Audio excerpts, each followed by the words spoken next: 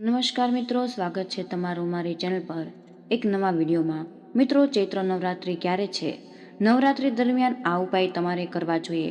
આ લવિંગના ઉપાય મા દુર્ગાની કૃપાથી એક વર્ષમાં જ સાજા થઈ જશો। જય માતાજી મિત્રો, નવરાત્રિ ક્યારે શરૂ થઈ રહી છે અને નવરાત્રિ દરમિયાન તમારે લવિંગના આ ઉપાયમાં દુર્ગાની કૃપાથી તમે એક વર્ષમાં જ ધનવાન બની જશો। ચૈત્ર નવરાત્રિનો તહેવાર હિન્દુ ધર્મમાં ખૂબ જ વિશેષ અને મહત્વપૂર્ણ માનવામાં આવે છે। તે હિન્દુઓના સૌથી મહત્વપૂર્ણ તહેવારમાંનો એક માનવામાં આવે છે। આ સમય દરમિયાન દેવી દુર્ગાના 9 સ્વરૂપોની ધાર્મિક રીતે પૂજા પણ કરવામાં આવે છે અને ભક્તો 9 દિવસ સુધી ઉપવાસ પણ કરે છે। નવરાત્રિના પ્રથમ દિવસે ઘટ સ્થાપના એટલે કલશ સ્થાપના કરવામાં આવે છે, જે અત્યંત શુભ માનવામાં પણ આવે છે અને તે રામનવમીના દિવસે પૂર્ણ થાય છે। ધાર્મિક માન્યતાઓ અનુસાર આ સમયગાળા દરમિયાન મા દુર્ગાની સાચી ભાવનાઓ અને વિધિઓ સાથે જ પૂજા કરવાથી માતા રાણીના આશીર્વાદ પ્રાપ્ત થાય છે।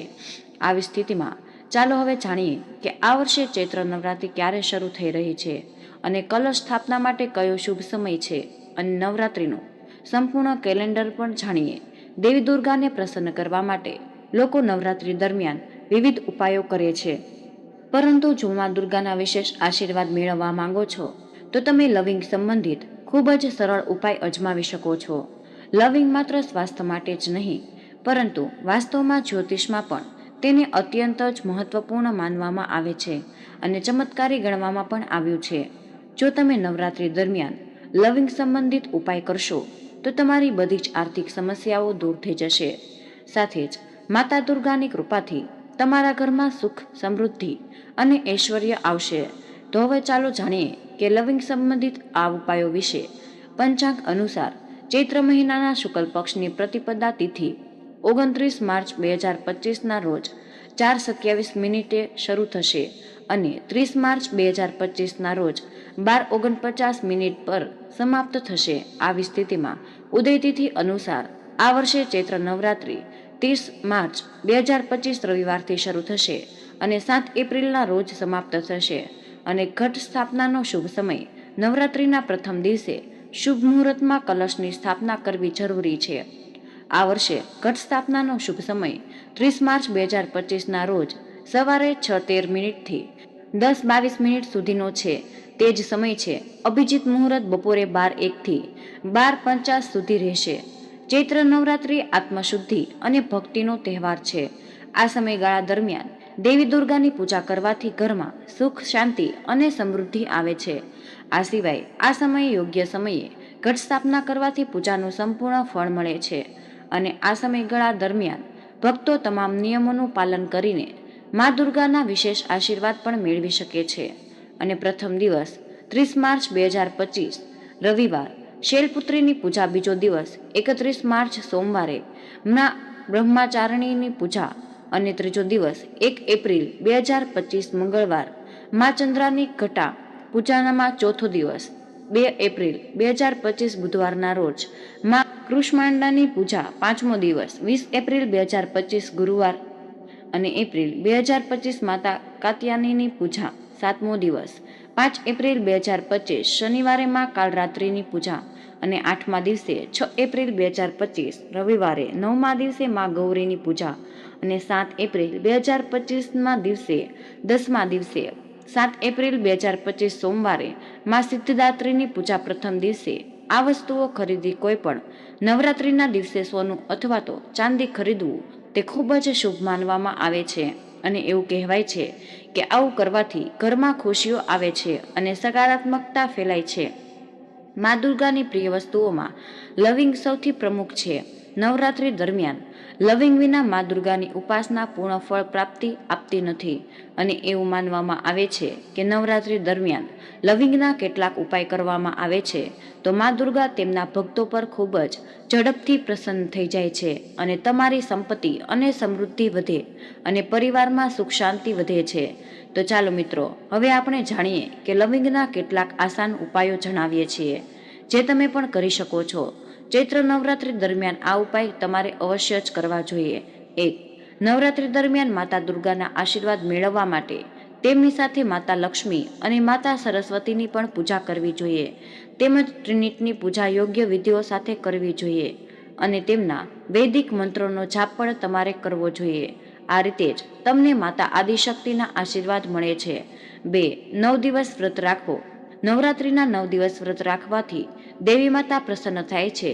જો આ શક્ય ન હોય તો પ્રથમ અને 8મા દિવસે ઉપવાસ કરવો જોઈએ. આનાથી દેવી દુર્ગા પ્રસન્ન થાય છે અને તેમના ભક્તો પર આશીર્વાદ વરસાવે છે. પરંતુ વ્રત દરમિયાન કોઈનું પણ દુર્વ્યવહાર ન થાય તેનું ધ્યાન રાખવું જોઈએ. અને 3. અખંડ જ્યોત પ્રગટાવવી જોઈએ. એવી માન્યતા છે કે 9 દિવસ સુધી ઘરમાં માતા દુર્ગાના નામનો દીવો પ્રગટાવવો જોઈએ. આ કરવાથી ઘરમાં દેવી માતાનો વાસ થાય છે અને નવહરણ મંત્ર ઓમ હિમ કલીમ ચામુંડાય વિચ્છાય ઓનો જાપ તમારે કરવો જોઈએ. આ પણ ખૂબ જ શુભ છે. દુર્ગા સપ્તપદીનો પાઠ એ લોકો માટે ખૂબ જ ફાયદાકારક સાબિત થાય છે જેઓ વ્રત રાખતા હોય અને તેમ કરી શકતા નથી. આમ કરવાથી ઘરમાં કોઈ વસ્તુની કમી નથી રહેતી. 4. ધન પ્રાપ્તિ માટે લવિંગનો ઉપાય. નવરાત્રિ દરમિયાન દેવી લક્ષ્મીને પ્રસન્ન કરવા માટે નવરાત્રિના 9 દિવસ સુધી દરરોજ એક ગુલાબની સાથે માતા દુર્ગાની લવિંગની જોડી અર્પણ કરો. નવરાત્રિ દરમિયાન ધન પ્રાપ્તિ માટે લવિંગની આ યુક્તિ ખૂબ જ અસરકારક માનવામાં આવે છે. આ ઉપાય કરવાથી તમારા ઘરમાં આશીર્વાદ વધે છે અને તમારા મનમાં સકારાત્મક વિચારો પણ આવે છે. નંબર 5. હનુમાનજીને પ્રસન્ન કરવાના ઉપાયો. નવરાત્રિનો મહાન તહેવાર માત્ર માતા દુર્ગાને પ્રસન્ન કરવાનો જ નહીં, પરંતુ પોતાની શક્તિઓને જાગૃત કરવાનો પણ તહેવાર છે. નવરાત્રિમાં બજરંગબલીને પ્રસન્ન કરવા માટે લવિંગનો જાદુ પણ કરી શકાય છે.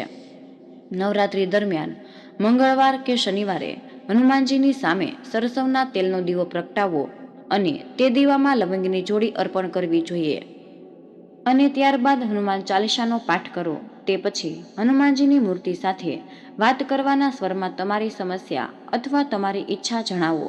એવું માનવામાં આવે છે કે તમારી સુનાવણી ટૂંક સમયમાં જ બજરંગબલી પ્રસન્ન થશે. ઘરમાંથી નકારાત્મકતા દૂર કરવા માટે લવિંગના આ ઉપાયો પણ તમારે કરવા જોઈએ. જો તમારા ઘરમાં નકારાત્મકતાનું વિચિત્ર વાતાવરણ છે અને બધા લોકોમાં સારો તાલમેલ નથી, તો લવિંગનો ઉપાય નવરાત્રિ દરમિયાન તમારી સમસ્યા દૂર કરી શકે છે. નવરાત્રિના 9 દિવસ સુધી દરરોજ સવારે આખા ઘરમાં લવિંગ અને કપૂરનું ધૂમ્રપાન કરવો જોઈએ. આમ કરવાથી તમારા ઘરમાંથી નકારાત્મકતા દૂર થઈ જાય છે અને સકારાત્મકતા ઉર્જાનો પ્રવાહ વધે છે. 7. રાહુકેતુના પ્રભાવને દૂર કરવા માટે લવિંગનો ઉપાય. રાહુકેતુના અશુભ પ્રભાવને ઘટાડવા માટે નવરાત્રિ શ્રેષ્ઠ સમય માનવામાં આવે છે. નવરાત્રિ દરમિયાન તમારે દરરોજ લવિંગનું દાન કરવું જોઈએ. આ ત્રિવાલ લવિંગનું દાન કરવું જોઈએ. આ સિવાય નવરાત્રિ દરમિયાન દરરોજ શિવલિંગ પર એક જોડી લવિંગ ચડાવવું જોઈએ. કરવાથી રાહુ અને કેતુની અશુભ અસર તમારી કુંડળીમાંથી દૂર થઈ જાય છે અને તમારા ઘરમાં સમૃદ્ધિઓ આવે છે. 8. આર્થિક તંગી દૂર કરવા માટે. જો તમારા ઘરમાં હંમેશા પૈસાની અછત રહેતી હોય તો નવરાત્રિ દરમિયાન લવિંગના ઉપાયોનો ઉપયોગ તમારે ખૂબ જ શુભ માનવામાં આવે છે. અને મિત્રો, એક નાના પીળા કપડામાં લવિંગની જોડી બાંધીને ઘરના કોઈ ખૂણામાં લટકાવી દો અથવા તો તેને તમારા ઘરની મની જગ્યાએ રાખો. આમ કરવાથી તમારી આવક જગ્યાએ રાખવી જોઈએ. આમ કરવાથી તમારી આવક ધીમે ધીમે વધવા લાગશે અને પૈસાની તંગી ઓછી થવા લાગશે. નંબર 9. વિવાહિત જીવનમાં પ્રેમ વધારવા માટે લવિંગનો ઉપાય. જો તમને લાગે છે કે તમારા ઘરમાં દરેક સુખ સુવિધા છે પરંતુ તમારા લગ્ન જીવનમાં પ્રેમ અને સંવાદિતા નથી, તો નવરાત્રિ દરમિયાન આ ઉપાય કરવાથી તમે પ્રેમ મેળવી શકો છો. તો મિત્રો, નવરાત્રિના અષ્ટમીના દિવસે 3 લવિંગને લાલ કપડામાં બાંધીને મા દુર્ગાના કોઈ પણ મંદિરમાં દાન કરો. તમારા જીવનમાં પ્રેમ વધવા લાગશે. તેની સાથે જ માતા મહાગૌરીને ગુલાબની પાંખડીઓ ખુશીઓથી ભરી દેશે. નંબર 10. ઝડપથી નોકરી મેળવવા માટે લવિંગનો ઉપાય. જો તમને ઘણી જગ્યાએ ઇન્ટરવ્યૂ આપ્યા પછી પણ નોકરી ન મળી રહી હોય તો મિત્રો, નવરાત્રિ દરમિયાન તમારે લવિંગનો આ ઉપાય અજમાવવો જરૂર જોઈએ. નવરાત્રિના પહેલા દિવસે લવિંગની જોડીને 7 વાર પોતાની આસપાસ ફેરવો અને તેને દેવી દુર્ગાના ચરણોમાં અર્પણ કરી દો. ત્યારબાદ 9મીના દિવસે આ જ ઉપાય ફરીથી તમારે કરવો જોઈએ અને તમારા કામમાં આવનારા અવરોધો જલ્દી જ દૂર થવા લાગશે. 11. જો તમારી આર્થિક સ્થિતિ લાંબા સમયથી સારી નથી અને તમે વારંવાર આર્થિક સમસ્યાઓનો સામનો કરી રહ્યા છો, તો મિત્રો નવરાત્રી દરમિયાન કોઈ પણ દિવસે મા દુર્ગાની સામે લાલ રંગના કપડામાં લવિંગની જોડી રાખો. આ પછી તે પોટલીને પૂજા કરો અને તેને તમારી તિજોરીમાં રાખો. આ સિવાય નવરાત્રી દરમિયાન મા દુર્ગાની આરતી કરતી વખતે દીવાની વાટની આગળ 2 દીવા રાખીને મા દુર્ગાની આરતી કરો.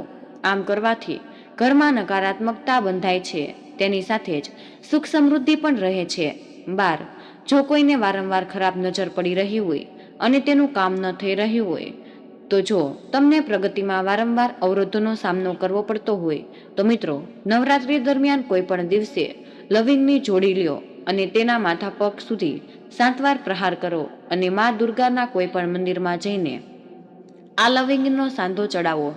આમ કરવાથી તમને કરિયરમાં પ્રગતિ અને સંપત્તિ મળવા લાગશે. નંબર 13. નવરાત્રી દરમિયાન આ વસ્તુનું ખાસ ધ્યાન રાખજો કે જો કોઈ તમને લવિંગ મદદ વચ્ચે પ્રસાદ તરીકે આપે તો પણ લવિંગ કે સફેદ વસ્તુ પ્રસાદ તરીકે આપે તો પણ તેના સ્વીકાર ન કરવો જોઈએ, કારણ કે આના કારણે તમારે ઘણી સમસ્યાઓનો સામનો કરવો પડી શકે છે.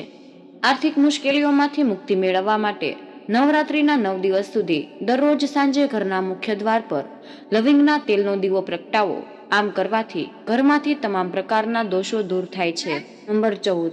દરેક સમસ્યા દૂર કરવા માટે લાલ ચુંદડીમાં 5 પ્રકારના ડ્રાયફ્રૂટ્સ રાખીને માતાને અર્પણ કરવાથી કામ પૂર્ણ થવા લાગે છે.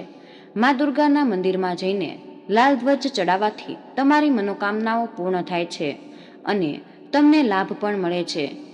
જો કોઈ વ્યક્તિ કરજમાં ડૂબી ગયો હોય અને તેનાથી છુટકારો મેળવવા માંગતો હોય, તો મિત્રો મખાનામાં કેટલાક સિક્કા મિક્સ કરીને દેવી માતાને અર્પણ કરો અને તેને જરૂરિયાતમંદોમાં વહેંચવાથી આર્થિક સ્થિતિ સુધરવામાં મદદ મળે છે.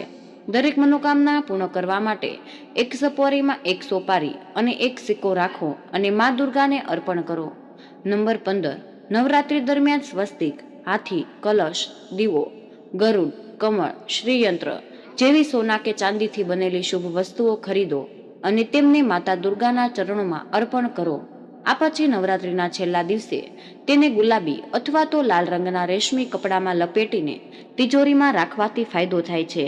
અને મિત્રો સૂર્યદેવને પ્રસન્ન કરવા માટે રવિવારે સૂર્યદેવની પૂજા કરો. આ પછી ગરીબોને અથવા મંદિરમાં લાલ રંગના કપડાનું દાન કરો.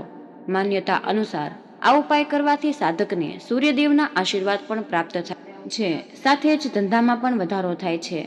આર્થિક સંકટ દૂર કરવા માટે તુલસીના મૂળને પીળા કપડામાં બાંધીને ઘરના મુખ્ય પ્રવેશ દ્વાર પર બાંધો.